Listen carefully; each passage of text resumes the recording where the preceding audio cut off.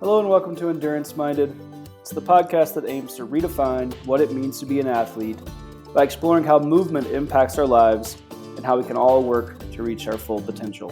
I'm your host, Taylor Thomas, founder and coach at TEC. And on this episode, I want to talk about the difference between permission and punishment. So I'll explain more about what this means, but let me paint a picture for you and imagine yourself in this place, and if it's something that you can resonate with. Whether you've been here before, whether you know people that have been here, that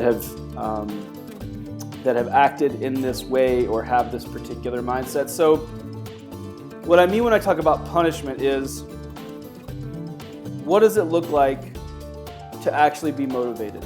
Where does your drive come from? And you'll find that a lot of folks, their drive comes from a desire to punish themselves, to push themselves too hard, too often, because they feel like it's the only way they can reach success. And so the scenario is this. It's an individual wakes up in the morning, doesn't feel great, didn't have a great night of sleep, work stress is high, family life is dynamic. It's good, but dynamic as always. Hours are short in the day, and that individual's body is telling them that today needs to take on a different form. Today should probably look and feel different. Now, it doesn't mean that individual is going to shirk their responsibilities or not show up for themselves, but this particular individual has a hard workout or had planned a challenging training session for the day. And their body is screaming at them, saying that it needs to look and feel different. You're tired, you're stressed, your body's sore, whatever it is, any and all of those things. But that individual then begins to grapple with this internal dialogue, right? The juxtaposition of what their body is telling them and the feedback that they're getting and their expectations, what they had planned, how they thought the day was going to go, particularly around intensity and the desire to push their bodies because that's the only way they feel like it is quote unquote worth it, or it's the only way that they feel like they are quote unquote gaining fitness. And so the individual pushes through. They can continue with the day. They move through based on their expectations, not on what their body is telling them.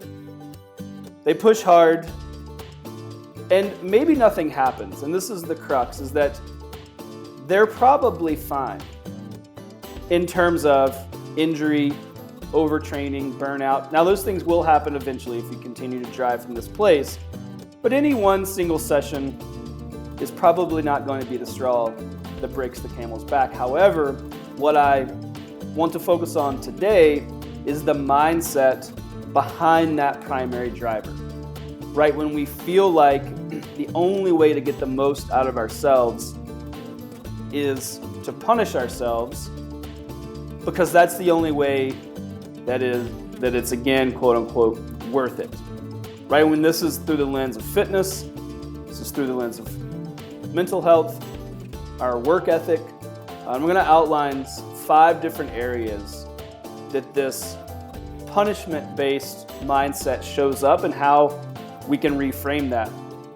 So I want to talk today about how do we work from a place of permission. Permission to go hard when the time is right, but also permission to listen to our bodies, to take it easy, to reframe what it looks like to work hard, to reframe what it looks like to be consistent, to be dedicated, to be driven. Because often what I've found is that we drive from a place that tells us that we need to punish ourselves in order to be successful or to reach our goals, right? The only way to get there is to get there at all costs, right? And that we don't deserve rest days. We don't deserve to take it easy. And that's simply not the case, and it's simply not a recipe for sustainability, and for an approach that actually yields happiness and joy, and trusting the process, finding joy in that process, being connected to ourselves and to our goals, and continuing to be able to be motivated, to be disciplined. And so it's not boom or bust, right? And so I want to discuss that today. I want to talk about some areas that I see that show up. I want to highlight what that might look and sound like for each of you, and how we can work to maybe redirect that energy and come at it from a place of permission. Again, permission to give our bodies what it needs, give our minds what they need on any given day. And that might be to go hard and push through, but it also means not feeling guilty when the work at all cost mentality is no longer serving you. And so what if we shifted this mindset, right? What if we gave ourselves permission to show up and we just gave ourselves what we need? And so today we're going to talk about that. We're going to talk about permission, not punishment. And again, I want you to reflect on that story. Obviously, it's very broad, but do you see any of yourself in that story? Could be through the lens of exercise, could be through the lens of work. Maybe you were sick, right? Did you give yourself a chance to rest? Did you feel guilt for not resting? Did you feel like you had to push forward? Came back from hectic travel, right? Many people are getting off of spring break. Was there a backlash there? Was it hard to catch back up with work? Was there jet lag? Right? Some of these very common life scenarios, these instances that just happened, did you give yourself permission to just be where you're at? And know that progress is coming. Know that you can work through it.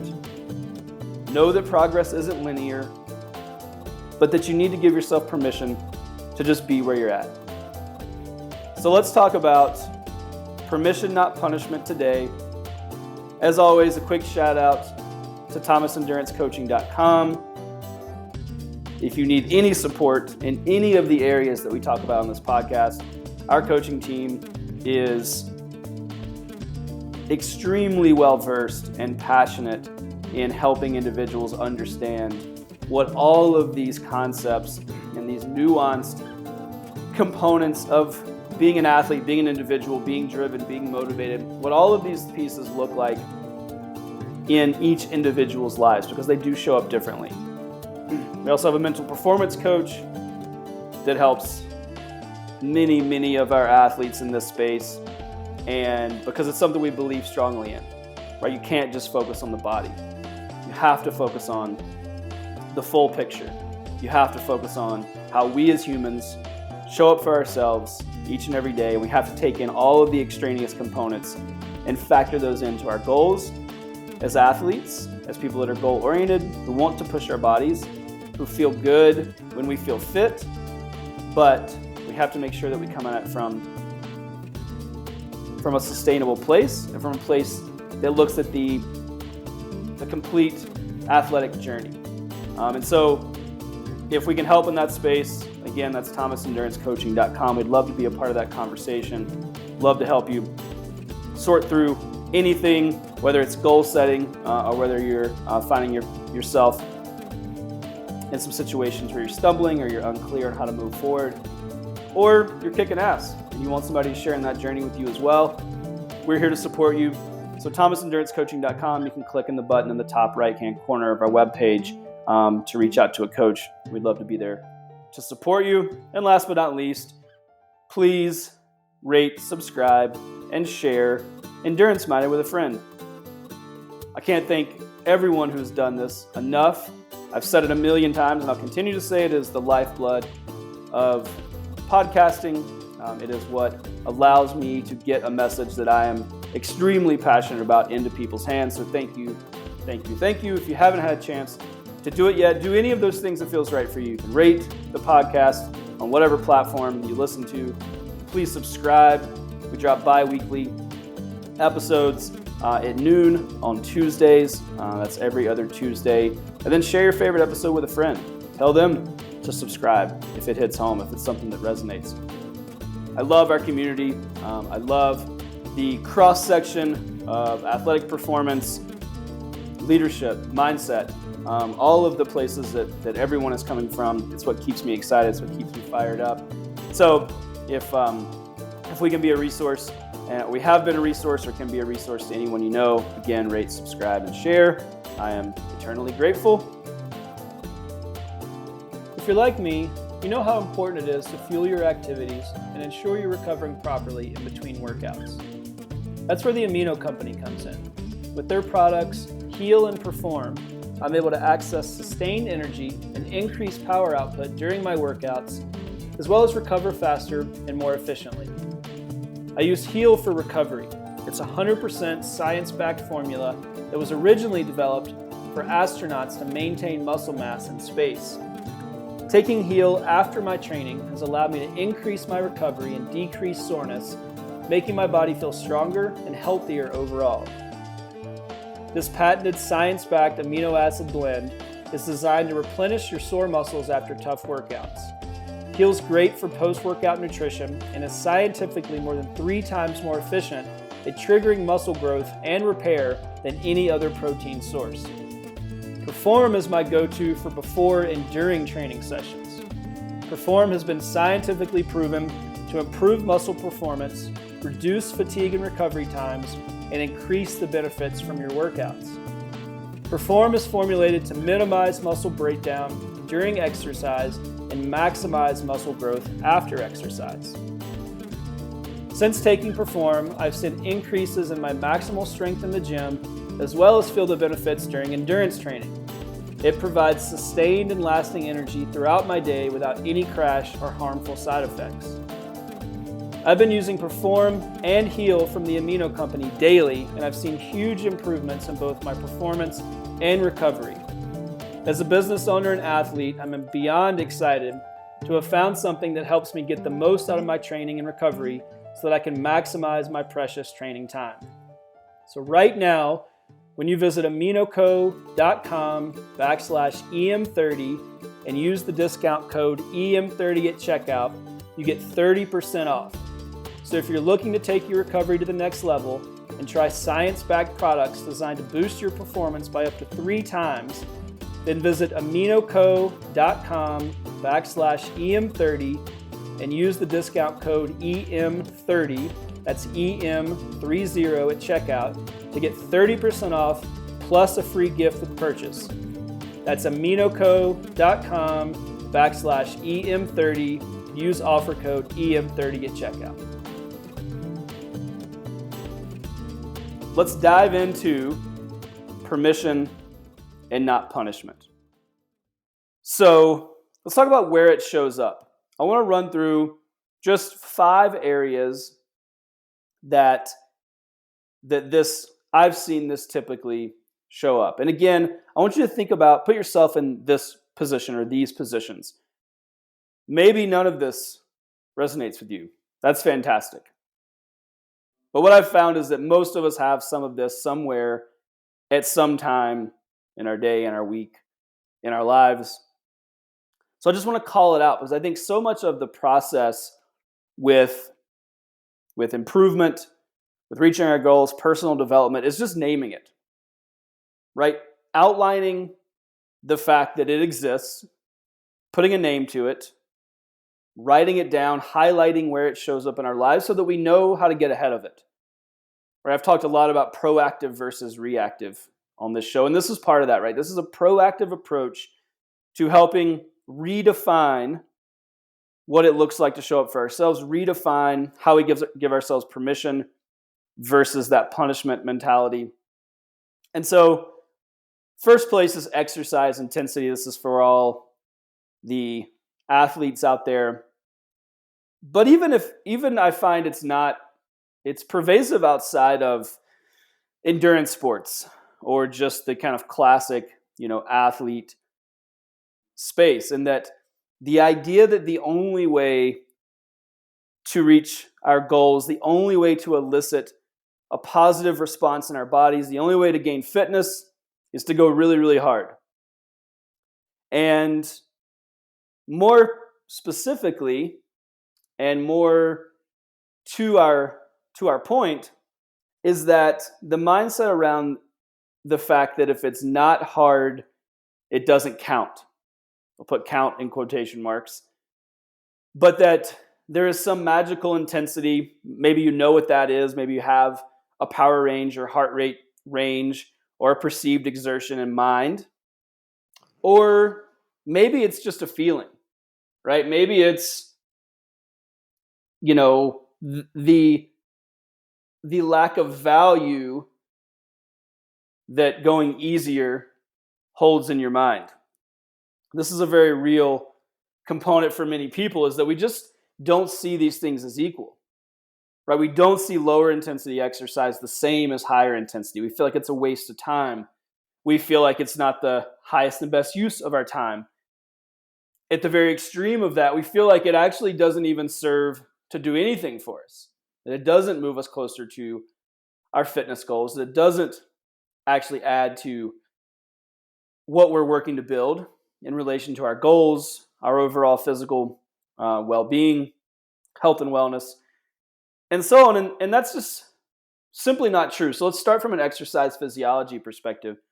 The real fact of the matter is that the majority, overwhelming majority of your intensity needs to be very low, right? The 80-20 rule. There's been tons and tons of studies on this, some very, very long-standing. And all of your volume, so all of the exercise that you do cumulatively throughout the course of a week or a training block, 80% of that, around about, should be zone 2 or below. And then 20%, a very small overall percentage of your effort, should be at higher intensities, tempo and above. And so you look at the sum total of the effort, the total body of work that you're doing, most of it should be easy, what we would classically describe as easy. So if we want to look at it from a science-backed perspective, again, from a physiology perspective, in terms of how our bodies build fitness, what it looks like to actually take a sustainable approach to foundational strength and fitness that actually allows us to go and do whatever we want to do in the world, it starts with building a foundation of light intensity work. Right now, this includes warm-ups, cool-downs, rest periods, all of these things. Again, everything you do in a training block or a week, you can segment that out however you want. 80% of that needs to be easy.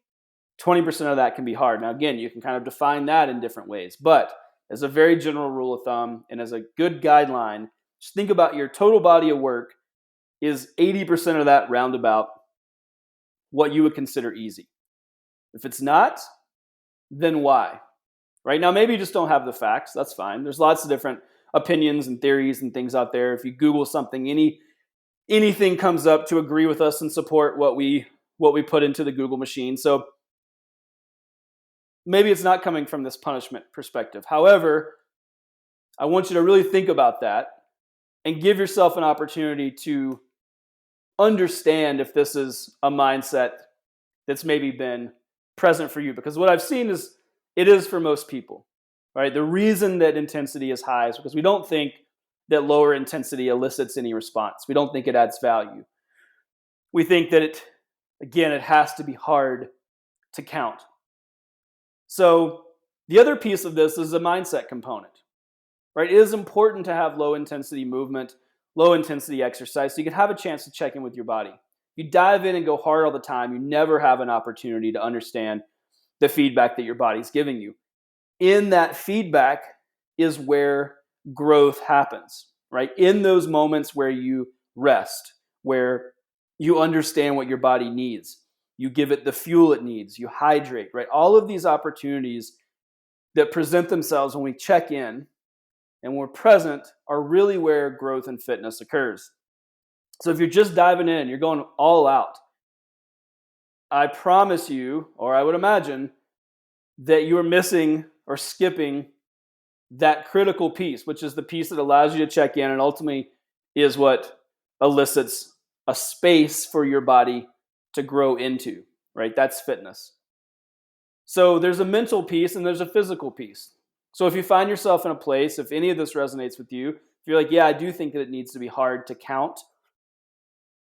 understand why, and then maybe use some of these facts, maybe use some of this context that I've provided to shift how you show up. Again, there's nothing wrong with exercise intensity. It has a place, it's needed at certain times of the year based on our goals. But if you feel like you have to go hard because it's not worth it otherwise, that's the piece I want to help you shift. So give yourself permission to back off, to give more of that overall volume to some lighter intensity. Give yourself a chance for a warm up and a cool down so you can check in with your body. Give yourself a chance for a rest day. Whatever that needs to look and feel like for you, just make sure it's there. And make sure that the end goal is that we try to pull back some of these layers and we try to give yourself the opportunity to have permission to do what feels right. Again, intensity is part of that. High intensity is part of that, but also low intensity has to be part of that equation as well. Next is exercise frequency. So we talked about intensity. Frequency is how much we exercise. How many days a week? How many times in a day? And this is another area where I see so many people get hung up, is that the mentality that more is more. Right? I can't tell you how many people I talk to, athletes and non-athletes alike, that are looking to just squeeze every single ounce out of every single day when it comes to exercise frequency. Right? So if 8 hours a week feels sustainable, but they can free up another 2 hours, they want to go 10 hours. Right? If four days of exercise a week feels sustainable, they want to add 5 or 6. Right? They want to exercise 5, 6, 7 days a week. So let's think about frequency. Right? More is more. Is this something that resonates? Right? Are you in that place where you say, you know, the only way for me to be successful is to do X amount of training hours a week, or to do X amount of days a week of training? And the real fact of the matter is, and we'll open this up because there's several different angles to look at this. First and foremost, the one most primary being that rest matters. Rest is when fitness is created. So if you're doing it from a place of increased fitness, or that's your mindset, you're saying, okay, if I do more, I'm going to increase my fitness, well, make sure you have room for rest. If you're doing that, or that mindset is coming at the cost of rest, then you're negating the training that you're doing. Right? Fitness isn't created during your workouts. Fitness is created during rest. Your body adapts to that training stimulus, and then you come back to the next training session a little bit stronger. Right? That builds over the course of many, many months and years. It's not immediate, but slow drip training stimulus over long periods of time during rest periods is what builds fitness. This is the first thing to understand, and something that so many people get caught up in is they think that when they're pushing on in a training session, that's when they're building fitness. That's just stimulus, right? That's stress. And all our bodies are doing is working to adapt to stress. It could be training stress, it could be stress from work, it could be stress from family, it could be anything. Stress is stress is stress is stress. So if you stack more on top of that and you're not leaving room for rest, you're negating the entire process. You're diminishing your body's opportunity to actually build what you're trying to get after. So first and foremost, rest matters. The other piece of this more is more is you have to think about it from a sustainability perspective. Right? So many people find themselves in a boom and bust situation. What I mean by that is, okay, yeah, you can train for 6 days a week now, and that really pushes you. It really stretches you thin that week. Right? Now you can do it. You can show up. You have the drive. You have the commitment, the dedication, the discipline. Fantastic. Can you do it forever? Right? And so many people, and this is heartbreaking for me because I believe so strongly in the need to build sustainability and the need to think about athleticism as a lifelong pursuit. And when we come at it from, okay, I'm going to go all in for 12 weeks. And then there's going to be this massive blowback, and I'm going to have to catch up on work, and I'm going to catch up on time with my family, and I'm going to have to see my kids again. I'm going to have to, all these things. That's not the sustainable approach. Now, the caveat to that, I know a lot of you are going to say, well, there's a time and a place when we're building towards big goals. I need to go, that you sacrifice. Absolutely. Right? Balance. There's nuance here. I'm not making a broad stroke.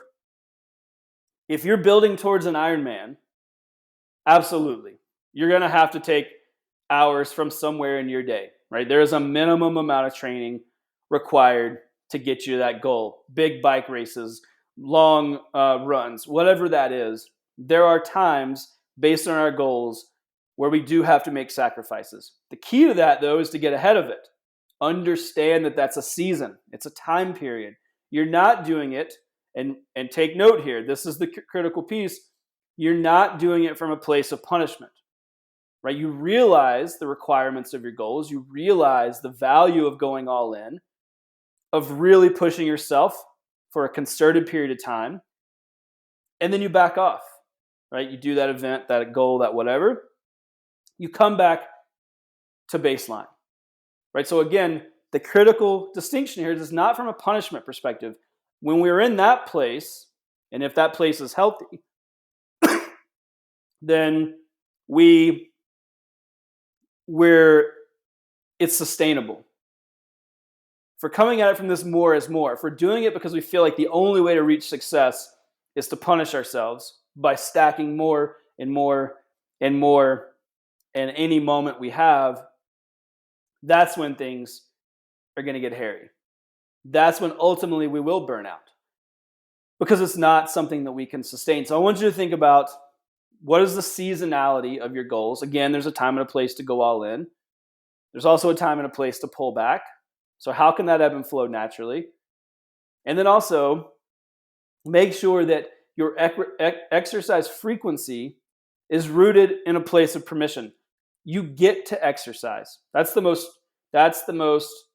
impactful and transformative statement I believe that we can have as athletes. I get to exercise. I don't have to train. I don't have to work out. I get to. It's an opportunity, right? It's an opportunity to make myself better. It's an opportunity to show up for myself. It's an opportunity to check in. I get to do those things. I get to prioritize them. What an amazing opportunity.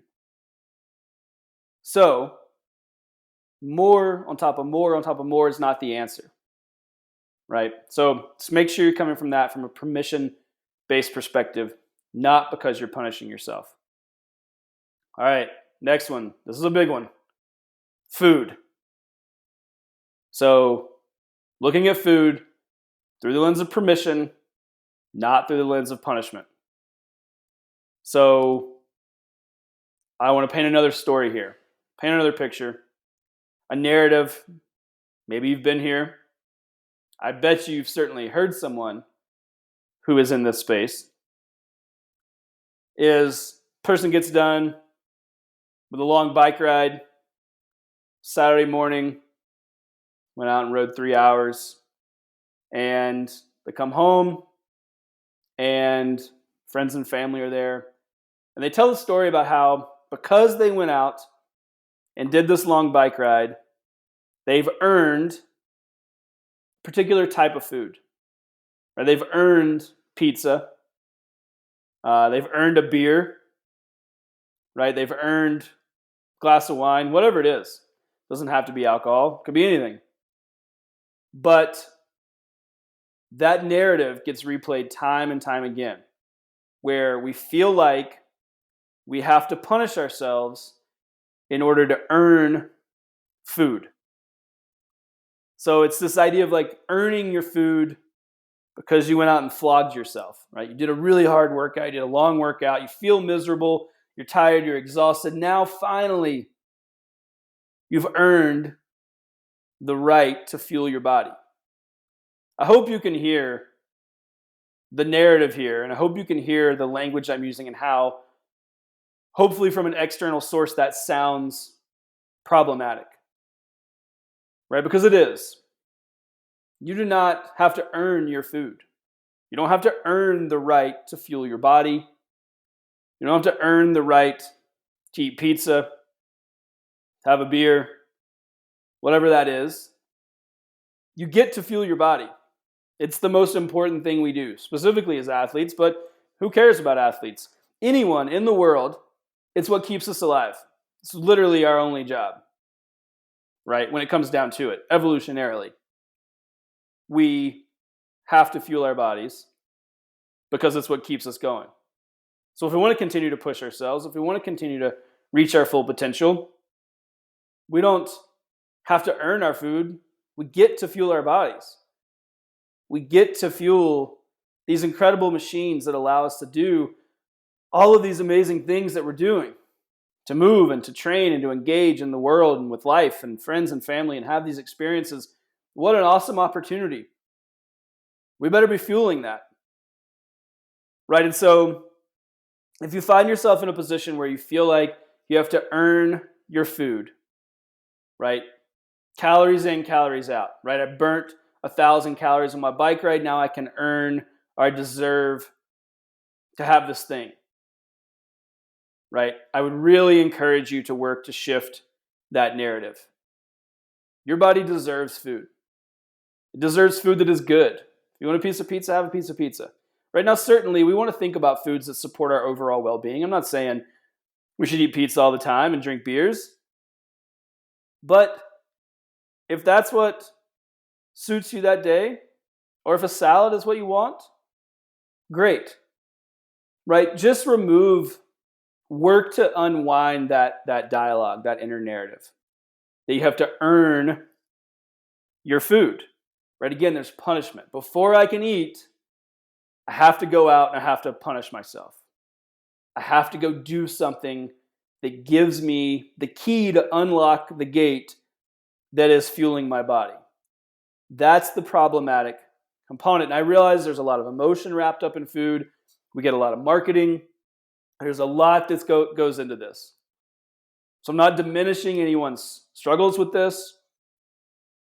I'm not saying you're wrong if you feel this way. What I am saying is that I want you to come at it from a place, I want you to feel the freedom that comes with giving yourself permission to fuel your body.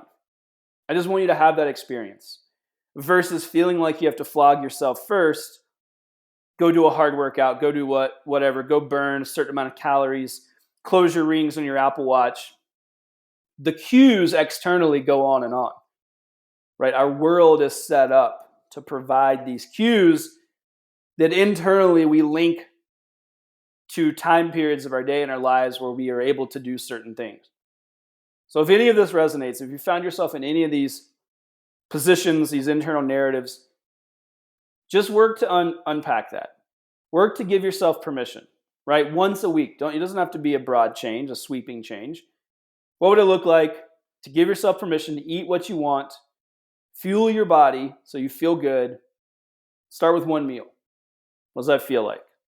Then 2 meals, right? And most importantly, disconnect your movement from your food, meaning, again, that you don't have to earn it, right? It is inexorably linked in the sense that we do need fuel for our movement, right? We do need to fuel our exercise. But I don't want you to come at it from a punishment perspective. And again, there's no judgment here.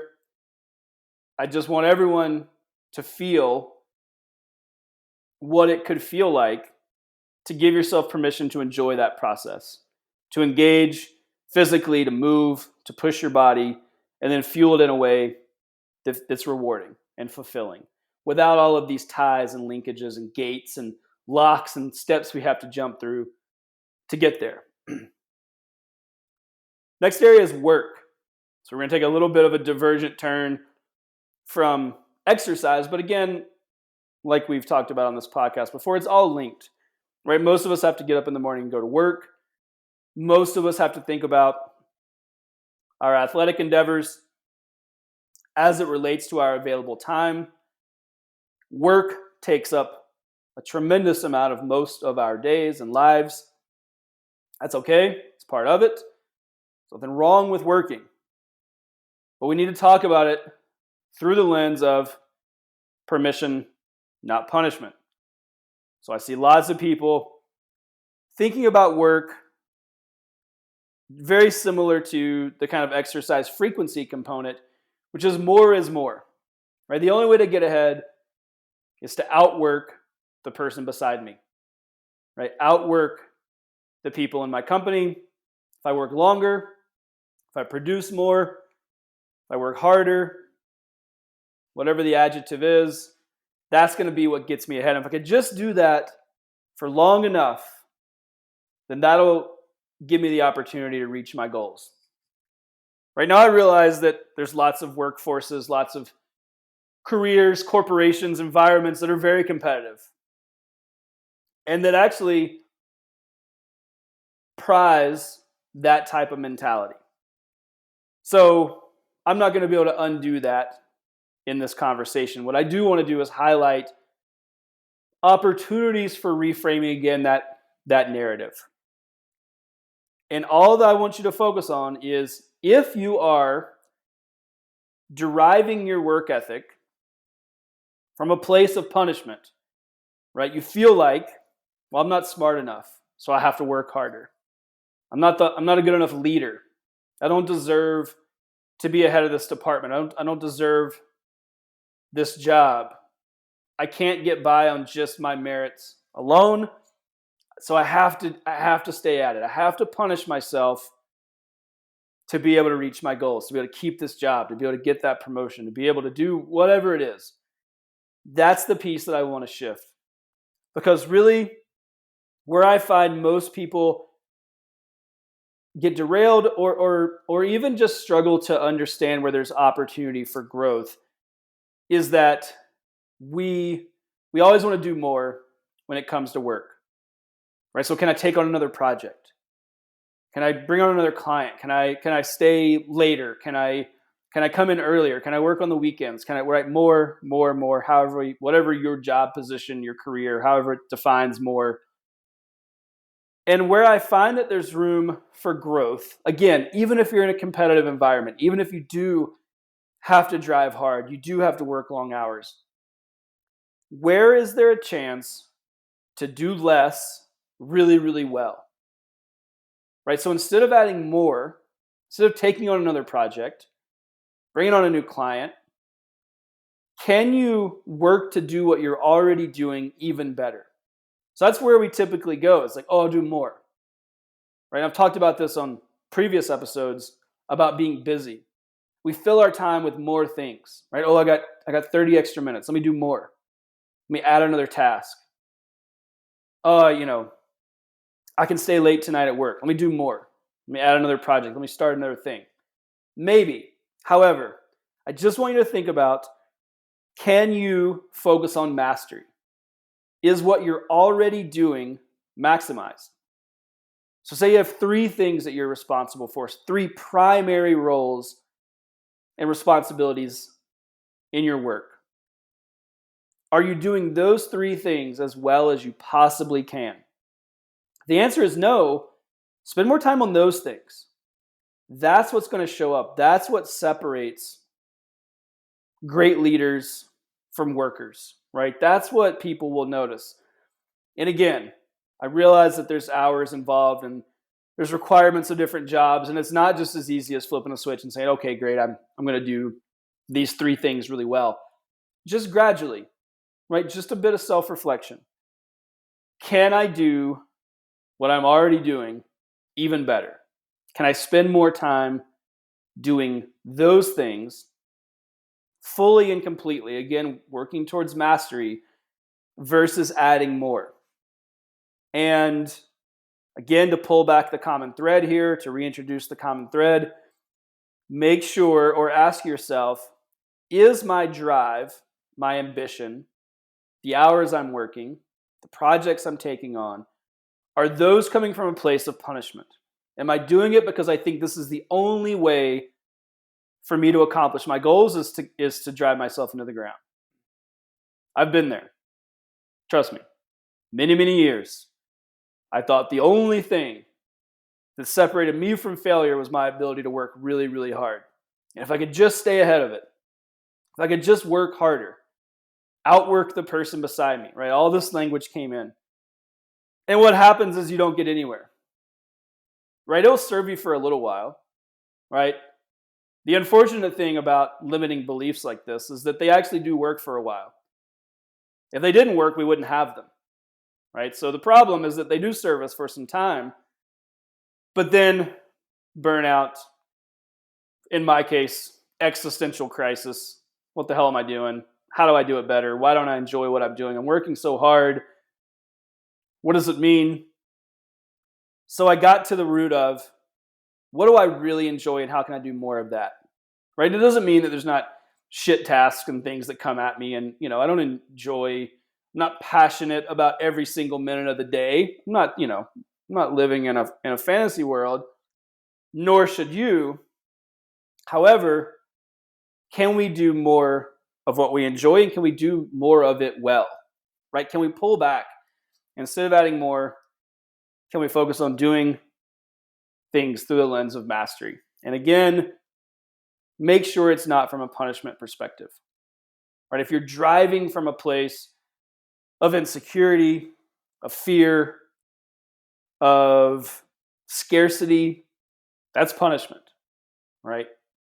You're beating yourself up because you're unsure of your abilities. You're unsure of what it would look like to actually focus on doing things really well. So the easiest route is just to fill your plate up more. Right? So just if any of this resonates, again, how can we give ourselves permission? Doesn't have to be a change overnight. Doesn't have to be dramatic. Doesn't mean that tomorrow we go into work and our work day feels totally different. It just means we work towards it. Right? We shift our mindset. We provide ourselves little opportunities, little tools that shift. Cumulatively, those shifts make a massive impact. Lastly, consistency. So, what does it look like to be consistent?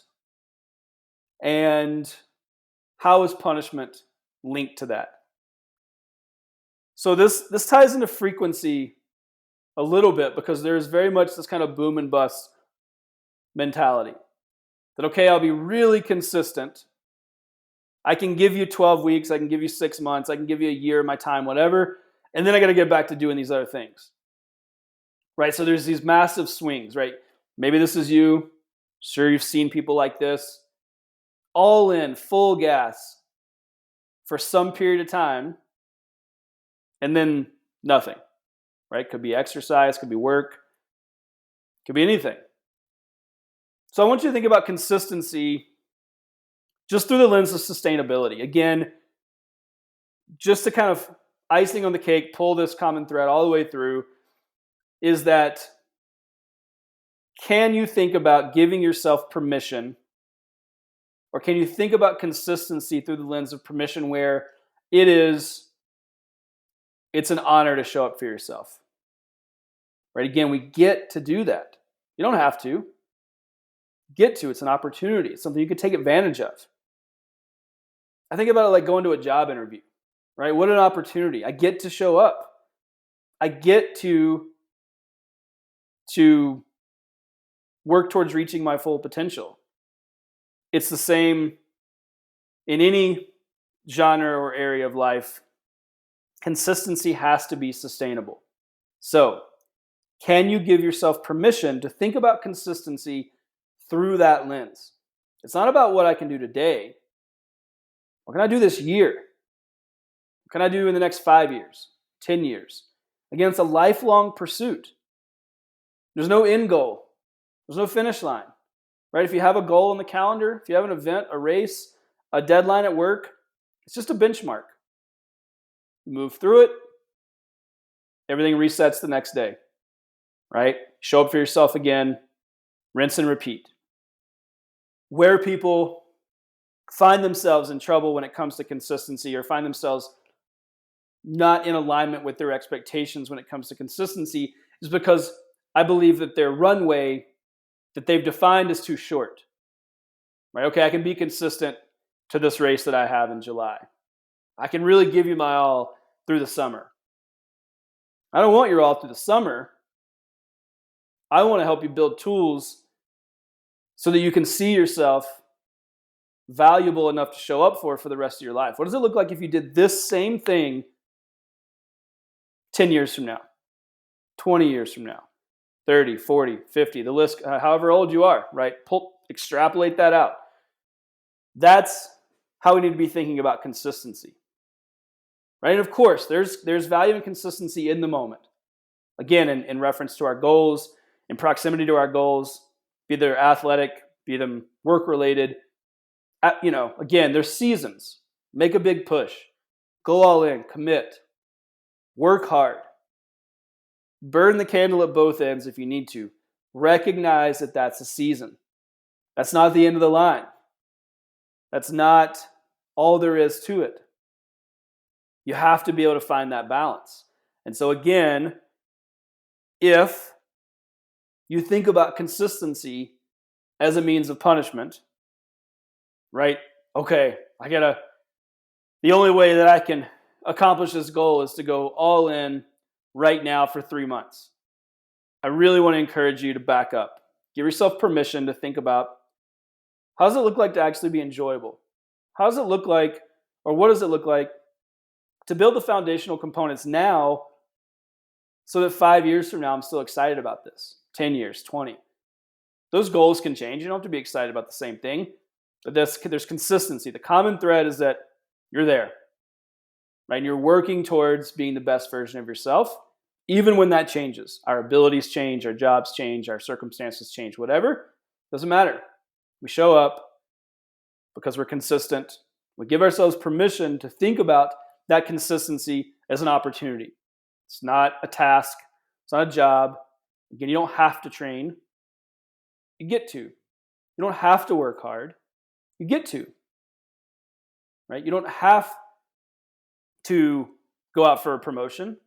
You get to. Whatever that language is for you, wherever you're at, just think about consistency again as a long timeline. Right? It's from where you're at right now to the end of your life.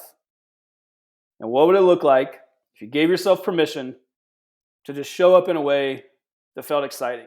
There was no end goal. There was no hard stop. No 6 months to this, 12 months to that. Again, benchmarks. That's fine. Set yourself high points that you can get excited about, by all means. But know that just on the other side of that high point, it starts all over. Right?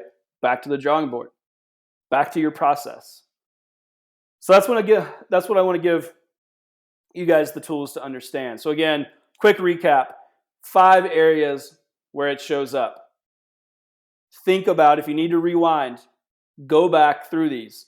Do you see yourself in any of these narratives? If so, what are the steps you can take to start to shift just a little bit? Again, it's not an overnight change. I realize things are dynamic. Sometimes we don't have control over some of our scenarios. That's fair. Small shifts, small changes across multiple areas of our lives equal massive impact. So 5 areas: exercise intensity, right? The idea that it has to be hard to count. Let's undo that. Exercise frequency, the idea that more is more, right? Think about things. 1, prioritize rest. 2, prioritize sustainability.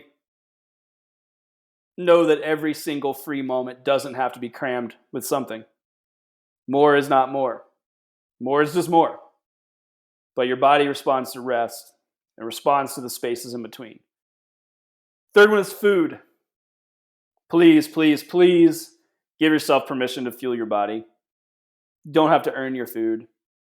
You don't have to do a hard workout before you can eat a certain meal. You don't have to burn a certain amount of calories before you can go out to eat with your family, go out to eat with your friends, meet your buddy at a bar, whatever it is. Give yourself permission. Work, number 4, focus on mastery. Do less really well. Are you working hard? Does your work ethic, does your drive, does it come from a place of punishment? Again, maybe that's fear-based. Maybe that is scarcity-based. Maybe it's a lack of confidence. Whatever that is, give yourself permission to show up in that space in a way that feels fulfilling. And instead of trying to do more and more and more, work on doing less really, really well. and see how that feels. Last but not least, consistency. It has to be sustainable, right? So if you think about consistency through the lens of punishment, I have to show up and exercise 6 days a week.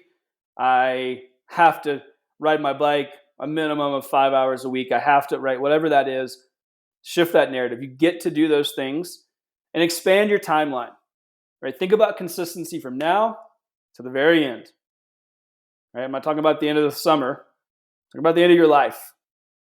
What does it look like to show up in a way that's fulfilling, it's exciting, that adds value from now until the end? That's how we should think about consistency. That's a permission-based approach to consistency, right? We get to do these things. It's an opportunity to be the best version of ourselves month after month, year after year, season after season. What an amazing opportunity. So, as always, thank you so much. I'm grateful. If there's anything that I can help with, visit enduranceminded.com. Scroll to the bottom of that page, leave us a comment. What resonates, what doesn't, what are your highs, your wins, lows, whatever it is. Just engage with us. Let us know what's going on. I'd love to hear from you. Again, that's enduranceminded.com. Scroll to the bottom, leave us a note. Rate, subscribe, share this podcast with a friend. If you've yet to do so, 2 seconds. Wherever you're listening to your podcast right now, rate it, subscribe. Again, bi-weekly episodes every other Tuesday at noon. You'll get alerted, you can stay up to date. And then again, on your device, send it to a friend. Somebody you think would enjoy it. Tell them to reach out to us. I'd love to hear from them. So thank you guys, as always, so much. I'm grateful.